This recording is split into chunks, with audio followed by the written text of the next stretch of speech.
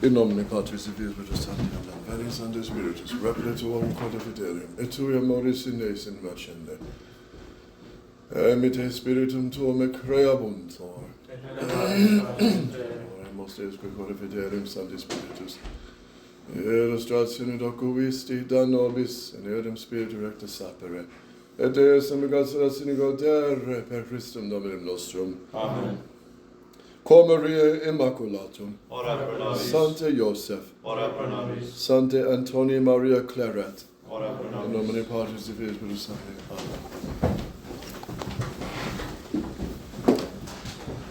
Amen. Did you actually finish painting the tool shed? We weren't able to. Oh, it was raining. Okay. All right, so it's a joy to have Father Ruiz with us. And so let's pick up with the Catechism. We left off. What is the 10th commandment? Is that where we left off? We left off on Got to mark it. important points about the 7th, 8th, 9th, and 10th. Okay. All right, let's look at top of page 161. Sometimes people buy stolen goods knowingly and apparently do not realize that they have no claim to them, but that they must give them back to the real owner. Indeed, if a person buys stolen goods without realizing that they have been stolen, he may not keep them when he finds out that they were stolen if he knows the owner. Okay, we saw that. The civil law is unable to accomplish much towards preventing these violations of the 7th commandment. True, people are sent to prison for theft when they are captured. But many escape the law, many others commit sins of dishonesty in so clever a way that there is no civil law to cover their case.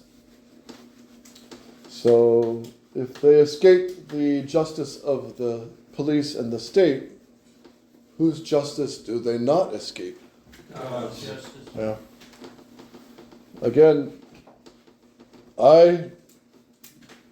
it's not me that says it's common sense, but if stealing and robberies and all these crimes are increasing, I blame the bishops and the Pope and the priests.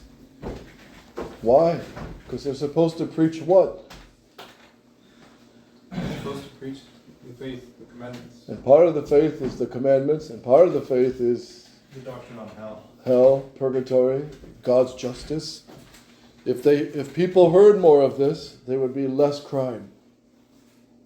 And that's where you see the church helps the state very much.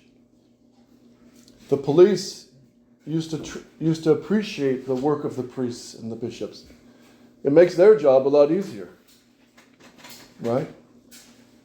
A lot easier. And police used to appreciate the boys and girls coming out of the Catholic schools because they were always usually better behaved in the pre-Vatican II days.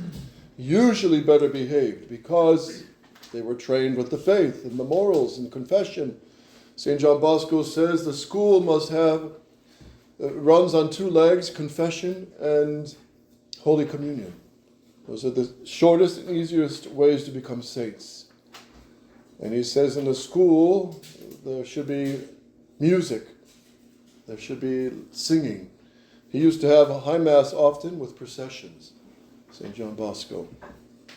And the boys used to love to serve, used to love to have the chant the mass, and of course sing many other folk songs of the Italians. And I do have the book of his 3rd successor on how to deal with boys in the school. And I have another Jesuit book, and they're all very good. They're very well balanced. You know, they don't just expel a boy because he's not perfect. You know, they work with those boys. They don't just expel boys that might be a little rebellious, a little bit disobedient. They work with them and try to win their hearts, right? But obviously, if there's a big breach against, especially the 6th commandment, 9th commandment, sacrilege, or a scandal or very bad talk, then they usually are expelled. But if it's less offenses, a slip of the tongue with bad words, or a little bit of rebellious attitude, maybe, the priest used to work with them, win their hearts, and make them better. Because sometimes it's the rebellious boys, the disobedient boys, who make the better leaders. If you can win their hearts, they're going to make good leaders. Because they're not following the crowd, they're not yes men. And that's a good thing. We don't want yes men in the sense of the way the new SSPX is expecting their seminarians to be. Just total yes men. You can't question the new direction of the SSPX, otherwise you get delayed in your ordination or expelled. Under Father LaRue, there was a big cleanup. He cleaned out all those who raised questions about the new direction. So our Lord wants priests who are good leaders, who think well, who can handle making a decision in a crazy situation, which priests are often in. You're often in positions where you got to make a decision and use common sense and give a clear direction. For example, for example, one time I was doing the funeral, and we were at the burial site with the whole dug, and they just lowered the body into the grave. And we started praying the rosary, which I normally do, and the family, the men, shovel the dirt on. This is something I try to instill. So the brother of the dead man was probably 400, 500 pounds. And he came over with his shovel of dirt, and he put it down over the coffin as they were shoveling dirt on. And then suddenly the ground just came out from under him, and everything crumbled, and he was standing on top of the coffin, 6 foot deep. So what does a priest do in this situation? And then I told one of the altar boys, continue the rosary, just keep things going. And all the men got together and pulled him out, and try to keep things going smoothly without too much interruption. But people were kind of laughing. So afterwards, the brother of the man who fell on the coffin, he said, "Yeah, Robert here he really does like to get into his work." So, and I said, "Well, I hope it went well with your other brother who was in the grave." He said, "Oh no, he would really laugh about it." So they all took it well, So another funeral I had. Ever hear of Helen Keller?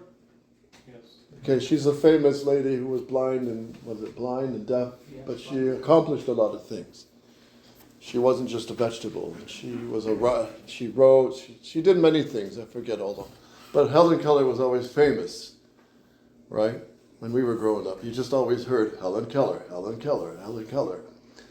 So I had a funeral, and the family name was Keller. And the husband, his wife died, Ruth. And I was at the monastery at the time, and I told one of the brothers, I just hope I don't make a mistake and call her Helen instead of Ruth. Because, the name is fixed in the mind. Helen Keller, it just rhymes. It just comes together. And sure enough, I began the sermon. We're here gathered together for the Requiem Mass of Ruth. And all through the sermon, I kept calling her Helen.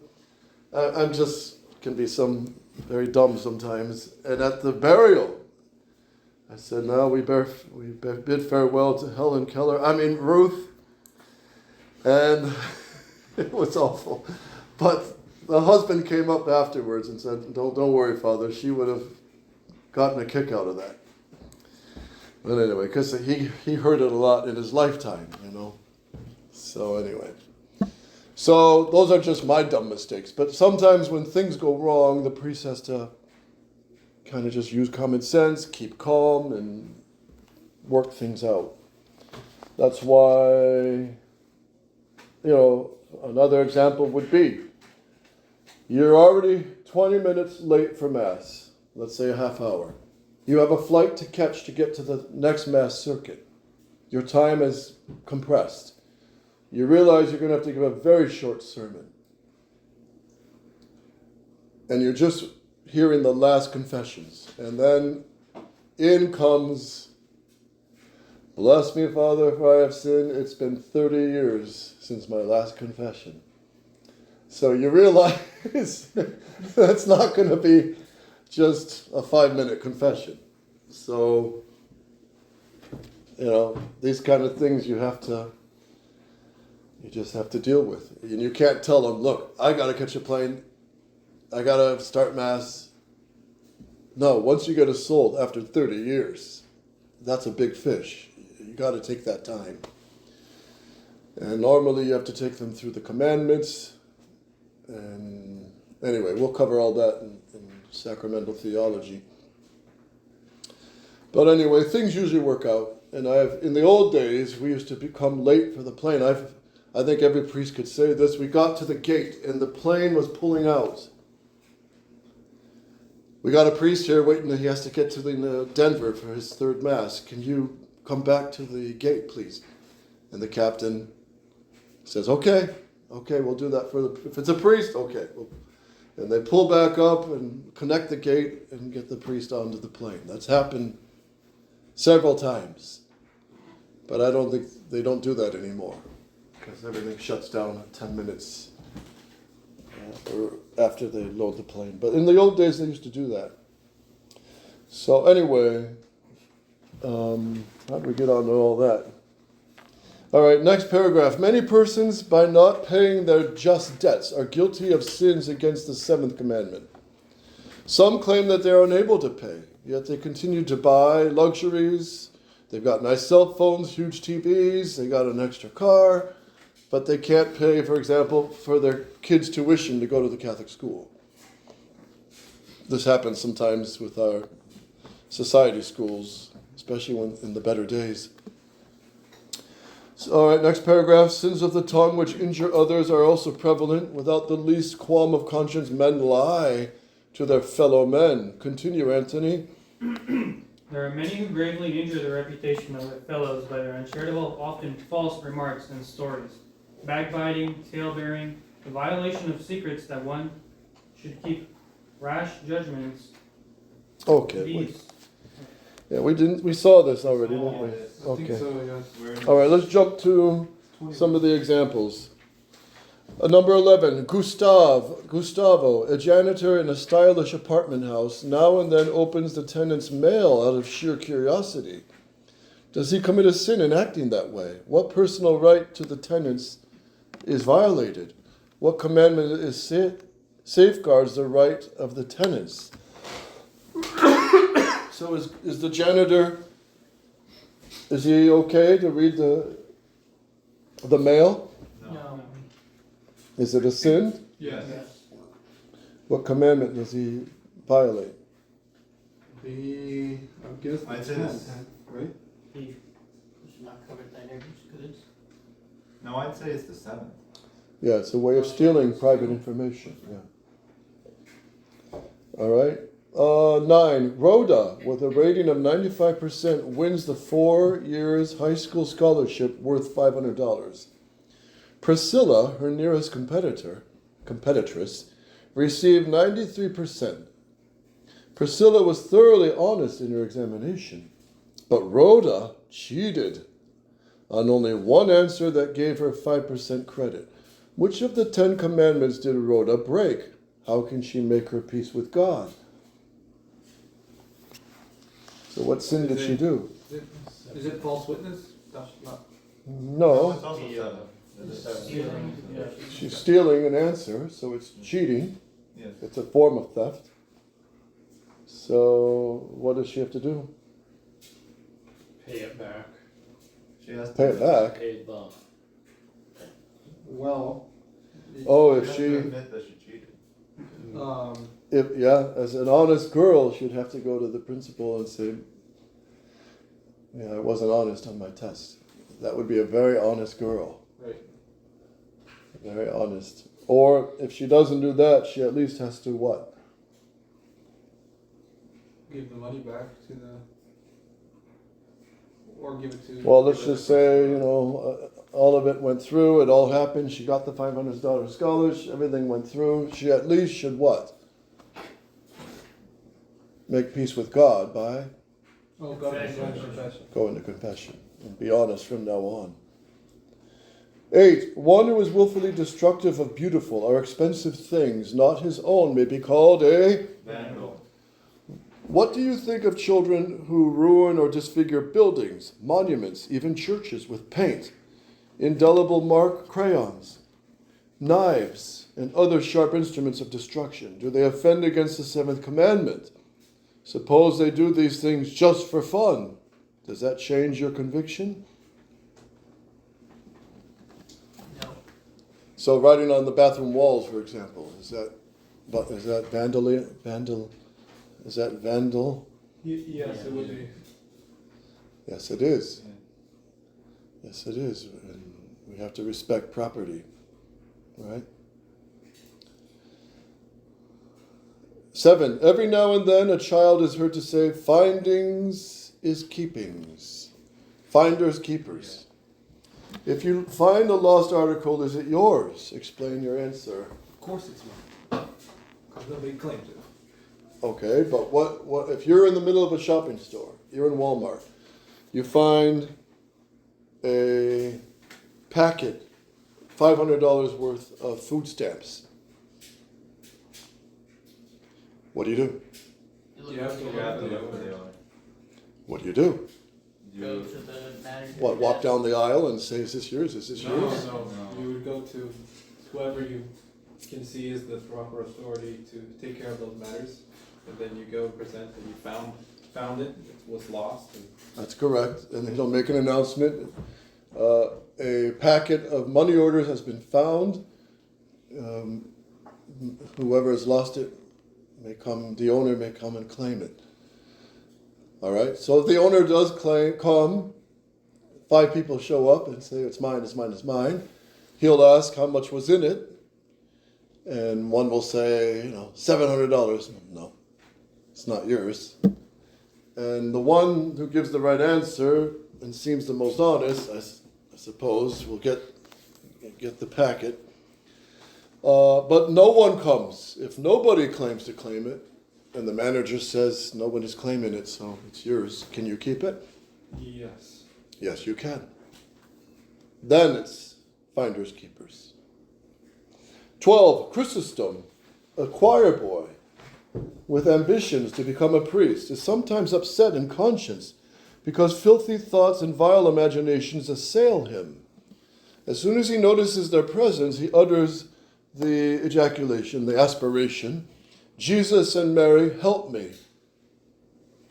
What do you think about his custom? Explain your answer in 2 or 3 short sentences.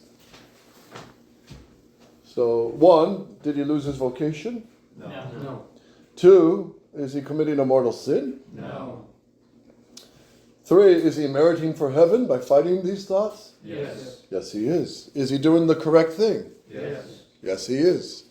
He's turning by prayer and obviously avoiding what he can of the occasions of sin.